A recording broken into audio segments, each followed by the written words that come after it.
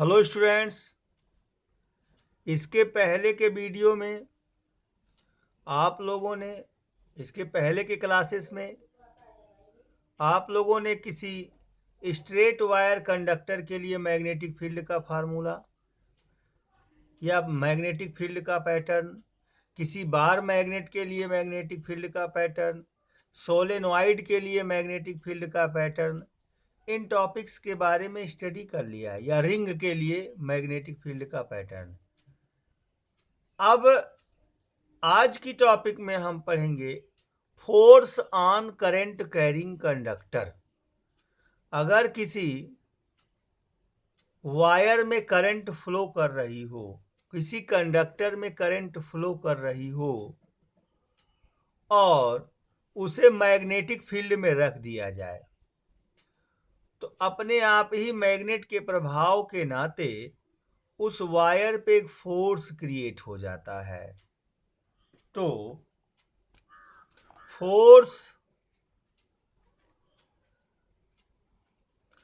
On current carrying conductor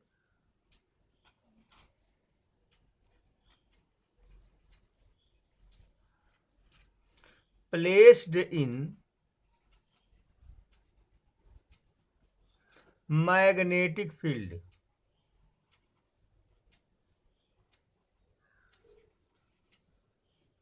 अगर कोई conductor है, कंडक्टर मीन्स वायर, उसे मैग्नेटिक फील्ड में रखा गया है, तो उस पर एक फोर्स क्रिएट हो जाता है।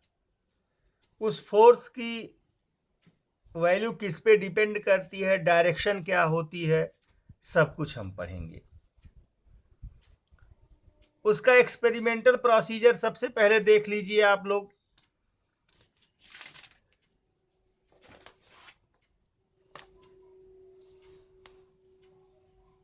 इस तरह से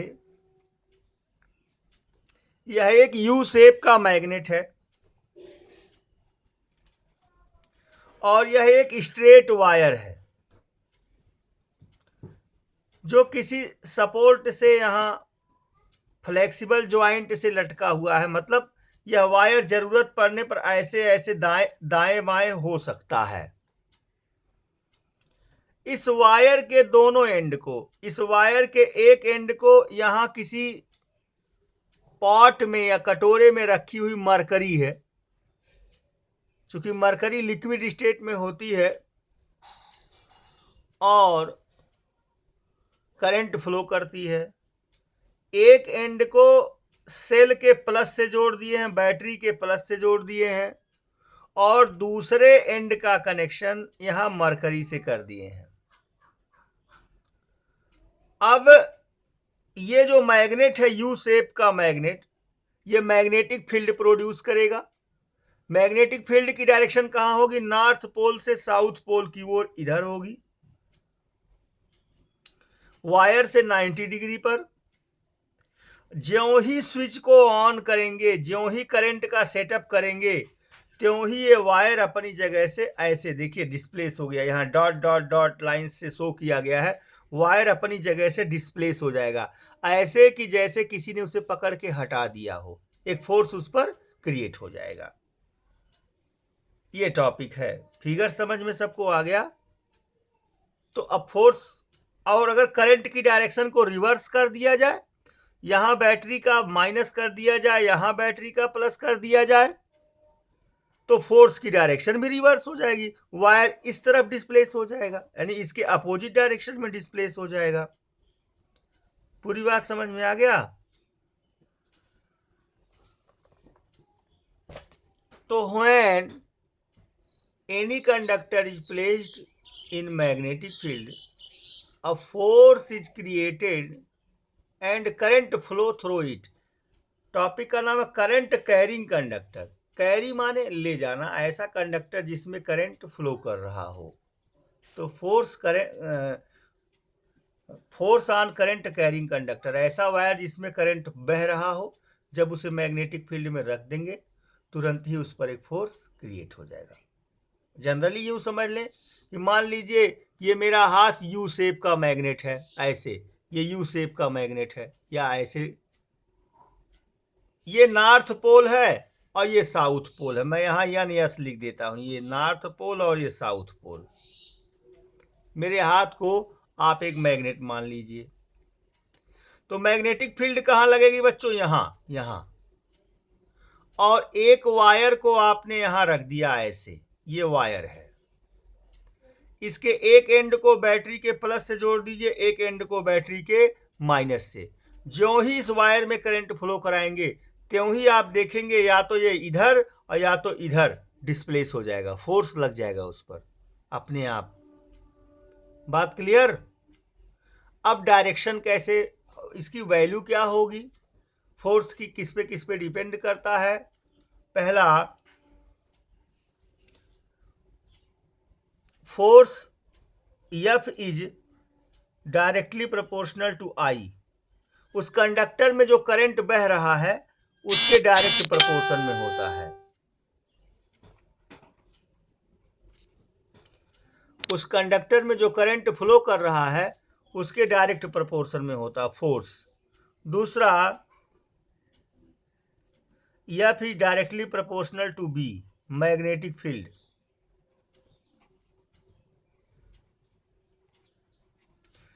यानी मैग्नेटिक फील्ड जितना प्रबल होगा, जितना स्ट्रेंथेबल होगा, फोर्स उतना ज्यादा लगेगा। मैग्नेट जितना स्ट्रांग लेंगे आप, उतना ही ज्यादा वायर पे वो फोर्स लगाएगा। तीसरा, लेंथ ऑफ वायर के डायरेक्ट प्रोपोर्शन में होता है।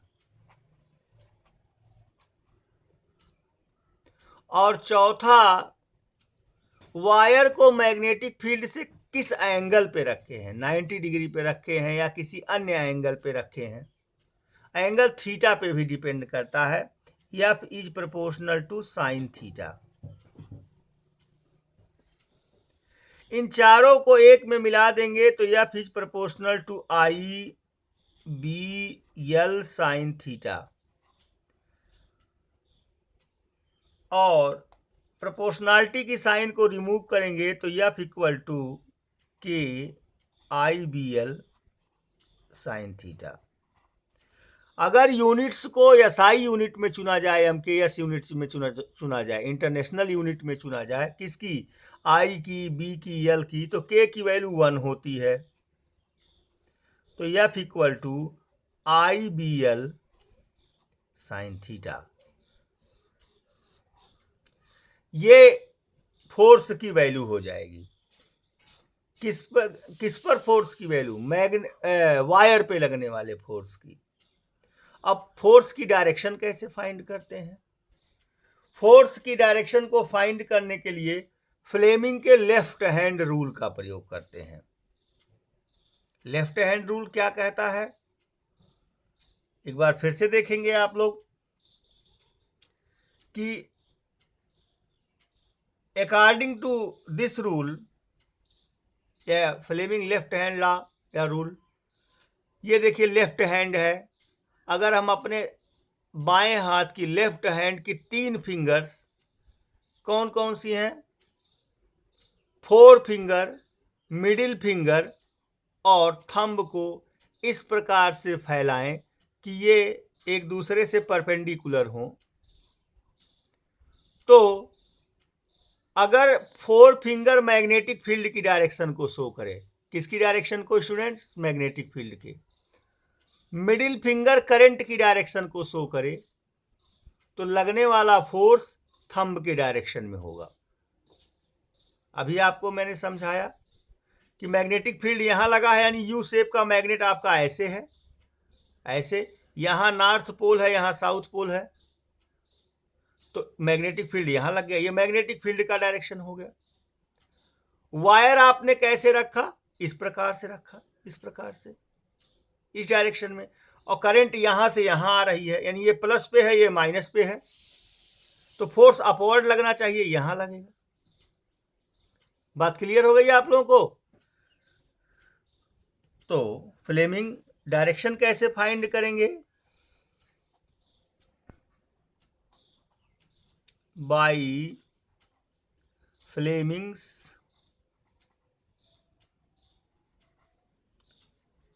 लेफ्ट हैंड रूल, फ्लेमिंग के लेफ्ट हैंड रूल के द्वारा डायरेक्शन को फाइंड करते हैं। ये रूल क्या कहता है, एक बार मैं फिर से बोल देता हूं, ये देख लीजिए एक बार। इफ वी स्ट्रेच 3 फिंगर्स, मैं फिगर आपको दिखा देता हूं बुक से। ये लेफ्ट हैंड है, ये मिडिल, ये 4 फिंगर मैग्नेटिक फील्ड की डायरेक्शन को बता रही है, मिडिल फिंगर करंट की डायरेक्शन को, तो फोर्स किस डायरेक्शन में होगा, थंब की डायरेक्शन में होगा। If we stretch the left hand our 3 fingers, thumb, 4 finger and middle finger of our left hand, then if we take the magnetic field along 4 finger, current along middle finger, then the force on conductor will be in the direction of the thumb। इस प्रकार से figure बना देंगे, thumb बना देंगे। यहाँ आपका left hand है, इस प्रकार से बनाएंगे, याद ध्यान दीजिए। तो ये थंब आपने पहले बना लिया,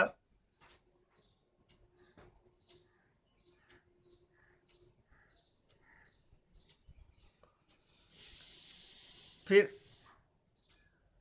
ये आपका 4 फिंगर हो गया, ये आपका मिडिल फिंगर हो गया,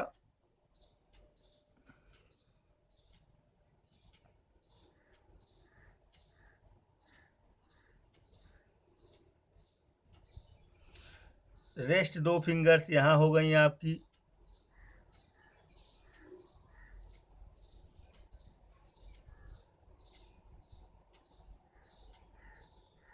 इस प्रकार से ये फोर्स की डायरेक्शन को बताएगा, ये मैग्नेटिक फील्ड की डायरेक्शन को, और ये करंट को, मैग्नेटिक फील्ड बी, करंट, और ये फोर्स। लर्न कैसे रखेंगे, F for force father, M for magnetic field mother, और C for current child, father mother child, F M C. Fleming left hand rule समझ में आ गया। तो किसी वायर पे लगने वाला फोर्स, यानी अगर कोई कंडक्टर है मैग्नेटिक फील्ड में रख दिया गया है, तो उस पर लगने वाला फोर्स कितना होगा, फोर्स की डायरेक्शन क्या होगी, किस रूल से फाइंड करेंगे, सारी चीजें clear students. Okay students, next topic पे चर्चा आप करेंगे।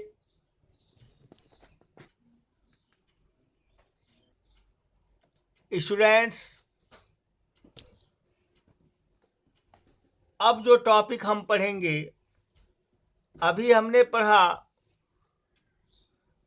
कि जब किसी वायर या कॉइल को मैग्नेटिक फील्ड में रख देते हैं, उसमें करंट फ्लो कराते हैं, तो उस पर एक फोर्स क्रिएट हो जाता है। इसे अब एप्लीकेशन में लाएंगे, और इसका एप्लीकेशन है इलेक्ट्रिक मोटर।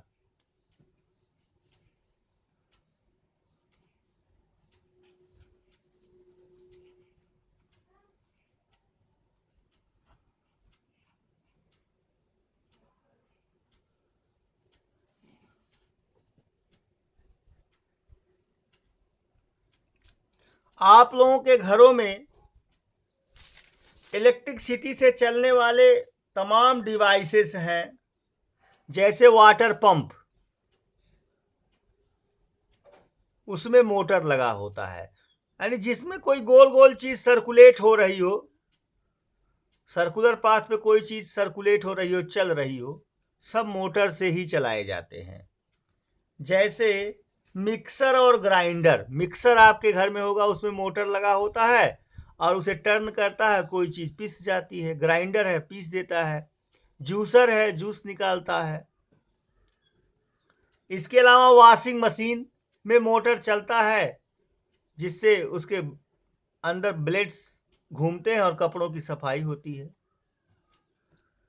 वाटर पंप है, उसका पंप घूमता है, सर्कुलेट करता है, वैक्यूम क्रिएट करता है और पानी खींचता है।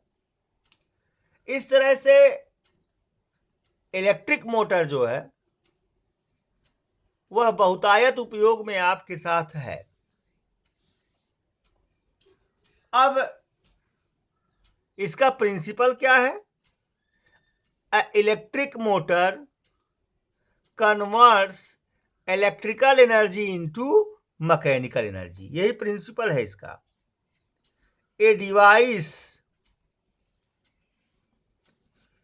विच कन्वर्ट्स, या किस प्रिंसिपल पे काम करता है, प्रिंसिपल भी अभी लिख रहे हैं।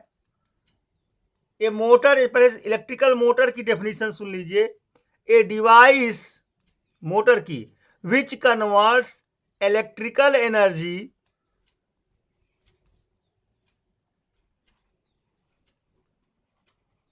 Into mechanical energy.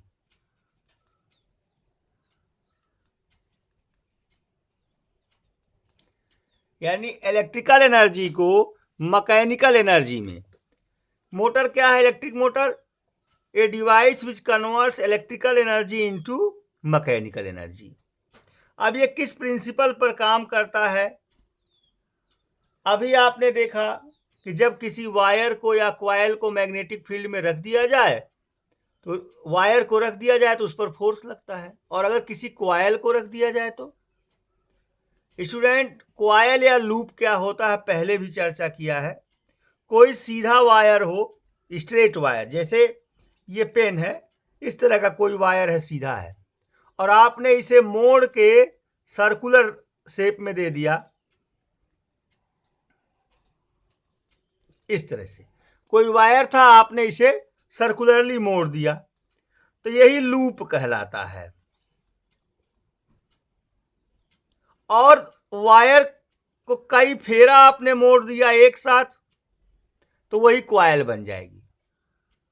एक फेरा है तो लूप है, और कई लूप एक साथ टर्न कर दीजिए, वही क्वाइल बन जाती है।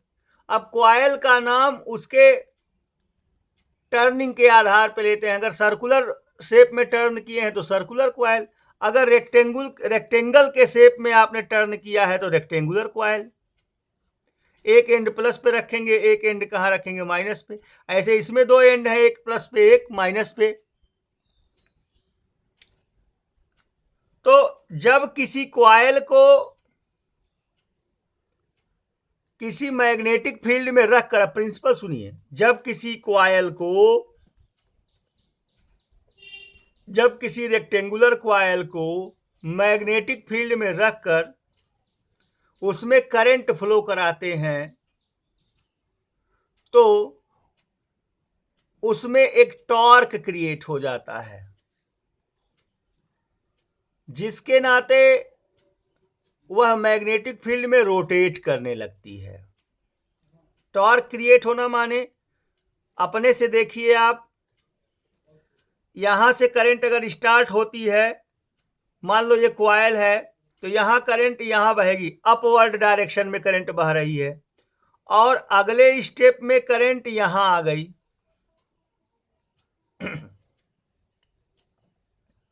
तो करंट यहां आ गई, तो अब इस आर्म में करंट अपवर्ड है और इस आर्म में करंट डाउनवर्ड है। तो अगर इस आर्म में, अब फ्लेमिंग का लेफ्ट हैंड रूल लगाएंगे, अगर मैग्नेट का नॉर्थ पोल यहां है और साउथ पोल यहां है, तो मैग्नेटिक फील्ड यहां लगा है, करंट ऊपर जा रही है, तो फोर्स कहां लगेगा? जरा देखिए, मैग्नेटिक फील्ड यहां है, करंट ऊपर जा रही है, देखिए करंट ऊपर जा रही है, अंगुली यहां चली गई, फोर्स मैग्नेटिक फील्ड यहां लगा है नॉर्थ से साउथ की ओर, तो फोर्स कहां लगा? डाउनवर्ड। फोर्स कहाँ लगेगा बच्चों? डाउनवर्ड। इस तरह से मैग्नेटिक फील्ड यहां लगा दिए, करंट इस अंगुली की तरफ जा रहा है, तो फोर्स कहां जा रहा है? डाउनवर्ड। यानी इस पर फोर्स जो लगेगा वो डाउनवर्ड लगेगा, और इसके ठीक उल्टा इस पर फोर्स कहां लगेगा? अपवर्ड लगेगा। अभी आपने फ्लेमिंग का लेफ्ट हैंड रूल देखा। तो इस तरह से ये इस डायरेक्शन में ऐसे घूम जाएगी। जब किसी एक ही बॉडी पर इक्वल और अपोजिट फोर्स लग जाए तो उन फोर्सेस के पेयर को कपल कहते हैं। जब कोई भी बॉडी हो उस पर दो फोर्स इक्वल और अपोजिट लग जाए, तो दो फोर्स लग गए, इक्वल है और अपोजिट डायरेक्शन में है, तो इस पेयर को कपल कहते हैं। और कपल की टेंडेंसी होती है उस बॉडी को रोटेट कराने की। जैसे यही स्केच पेन है, मैं दो फोर्स लगा रहा हूं अपने दोनों हाथों से, इस हाथ से इस डायरेक्शन में और इस हाथ से इस डायरेक्शन में, तो क्या हुआ? रोटेट कर गया। ऐसे ही इसमें फोर्स डाउनवर्ड लगा और इसमें फोर्स अपवर्ड लगा, तो ये क्या कर जाएगा? रोटेट कर जाएगा। यही प्रिंसिपल है किसका? इलेक्ट्रिक मोटर का। When any coil is placed in magnetic field, then a couple of force or torque is created on the coil, due to which it get start to rotate in magnetic field. और जब ये rotate करने लगेगा तो उसके साथ किसी soft को, रॉड को, किसी चीज को जोड़ देंगे। जिस चीज को घुमाना होगा उसे घुमाएंगे, उससे वर्क लेंगे, उससे काम करेंगे। प्रिंसिपल क्लियर है students? When a coil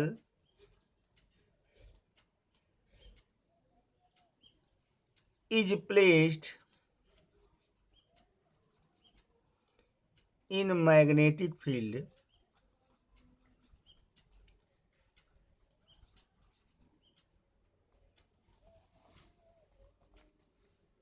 once again, when a coil is placed in magnetic field and current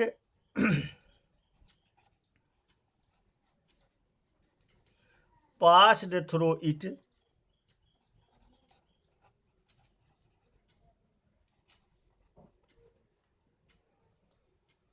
a force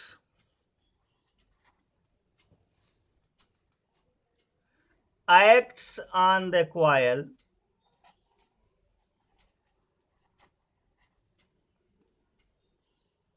which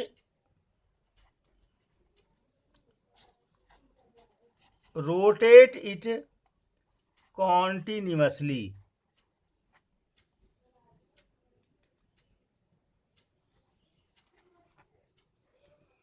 When a coil is placed, या रेक्टेंगुलर कॉयल कह सकते हो, when A rectangular coil is placed in magnetic field and current pass through it, a force acts on the coil which rotate it continuously, जो इसे continuously क्या करता है? Rotate करता है। इलेक्ट्रिक मोटर क्या है? जो डिवाइस जो इलेक्ट्रिकल एनर्जी को मैकेनिकल एनर्जी में कन्वर्ट करे, ये उसका प्रिंसिपल हो गया। अब फिगर देख लेंगे, हम बुक से आपको दिखा देते हैं।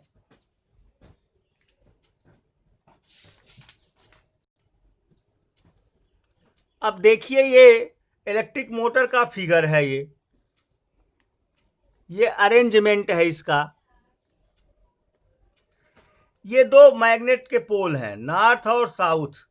इन्हें अलग अलग नहीं किया गया है, फिगर में ऐसे ही दिखाया गया। ये ऐसे यू शेप के हैं, पूरा ये कॉन्टिन्यूअस है, लेकिन उतना कौन बनाए, केवल फिगर में नॉर्थ और साउथ पोल को दिखा दिया गया है। ये फिगर में ये नॉर्थ पोल है मैग्नेट का और ये साउथ पोल है। और यह एक रेक्टेंगुलर कॉइल है, ए बी सी डी। यह एक रेक्टेंगुलर कॉइल है जिसे मैग्नेटिक फील्ड में रख दिया गया। कॉइल के दोनों एंड्स को रॉड के द्वारा, ये रिंग है, कम्युलेटर जिसको कहते हैं। यह रिंग दो पार्ट में बटी होती है, कटी होती है। यहां बीच से रिंग कटी हुई है, रिंग है लेकिन रिंग के हाफ हाफ पोर्शन है, यानी किसी एक रिंग या छल्ले को लेकर, जैसे चूड़ी जैसा छल्ला लेकर और उसे बीच से कट करके एक पोर्शन एक रॉड से अटैच रहता है, यहां वेल्डिंग करके जोड़ा रहता है, और दूसरा पोर्शन दूसरे रॉड से। और एक बैटरी का कनेक्शन, ये कार्बन के ब्रश हैं, कार्बन ब्रश, ब्रश माने कुछ नहीं, ऐसे कार्बन का बना हुआ ऐसे एक एंड होता है जिस पर ये रिंग्स टच होती हैं, उन पे सरकती हैं, ऐसे जब चलेंगी ये रिंग्स, जैसे घूमेगा जब, तो ये रिंग उस पे सरकेंगी ताकि ये ऐंठाए ना, लिपटे ना। अब देखिए फिगर पूरा समझ में आ गया। अब हम बैटरी का प्लस टर्मिनल यहां है, माइनस टर्मिनल यहां है, यहां स्विच है, स्विच को ज्यों ऑन करेंगे त्यों करंट जो है इस डायरेक्शन से फ्लो करना शुरू करेगी, और चूंकि ये रिंग देखो बीच से कटी हुई है तो करंट यूं ही जाएगी, यूं यहां जाएगी। ज्यों ही यहां करंट फ्लो करना शुरू करेगी वायर के इस पोर्शन में, त्यों ही इस पर एक फोर्स लग जाएगा। फ्लेमिंग के लेफ्ट हैंड रूल के हिसाब से मैग्नेटिक फील्ड यहां लगा हुआ नॉर्थ से साउथ की ओर, करंट अपवर्ड है, इस डायरेक्शन में है, तो फोर्स डाउनवर्ड हो जाएगा। इस पोर्शन में, यह पोर्शन जो मैग्नेटिक फील्ड की डायरेक्शन में है, यह पोर्शन तो मैग्नेटिक फील्ड से 90 डिग्री पर है, लेकिन यह पोर्शन 0 डिग्री पर है, यानी मैग्नेटिक फील्ड की डायरेक्शन में है। और आप जानते हैं force F equal to IBL sine theta, अगर थीटा 0 होगा तो फोर्स 0 हो जाएगा, तो इस पोर्शन पे कोई फोर्स नहीं लगता,